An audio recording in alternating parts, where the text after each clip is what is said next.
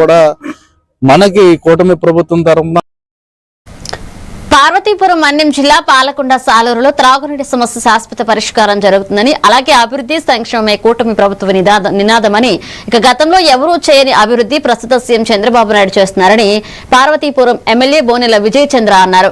ఇక స్థానిక TDP party కార్యాలయంలో నిర్వహించిన విలేకరుల సమావేశంలో మాట్లాడిన ఆయన, రాష్ట్ర అభివృద్ధి కోసం గతంలో ఎవరూ తీసుకురాలేదని, పెట్టుబడులు మన రాష్ట్ర సీఎం చంద్రబాబు నాయుడు తీసుకొచ్చారన్నారు. ఈ నిధులు ఇవ్వడం ద్వారా శాశ్వత త్రాగునీటి సమస్య పరిష్కారం అవుతుందన్నారు.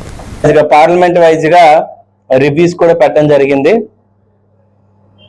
ఇందులో ఆనందంగా షేర్ చేసుకోవాల్సింది ఏంటంటే, మొన్న మీ అందరికీ తెలిసిందే KPA ర్యాంక్స్ కూడా అనౌన్స్ చేయడం జరిగింది రాష్ట్ర స్థాయిలో. అయితే పార్వతీపురం నియోజకవర్గానికి 44వ ర్యాంక్ రావడం జరిగింది. బట్ నెక్స్ట్ ఇయర్ కల్లా సార్కి ప్రామిస్ చేసింది, సార్ టాప్ 20లోనైతే ఉండగలుగుతాను అని చెప్పడం జరిగింది. చెబుతూ ఎందుకు ఇంకా ఇంప్రూవ్ చేయలేదంటే, మీరు ఇవ్వాల్సిన ఫండ్స్ ఇంకివ్వలేదండి నాన్న. అందుకు ముఖ్యమంత్రి గారు ఇమీడియట్ గా స్పందిస్తూ మనకు తెలిసిన తాగునీటి సమస్యకి మున్సిపాలిటీ ఎంత ఇబ్బంది ఉందో తెలుసు. పార్వతీపురం జిల్లాలో పార్వతీపురం, సాలూరు, పాలకొండ ఒక ప్యాకేజ్ కింద NCCకి టెండర్ ఇవ్వడం జరిగింది.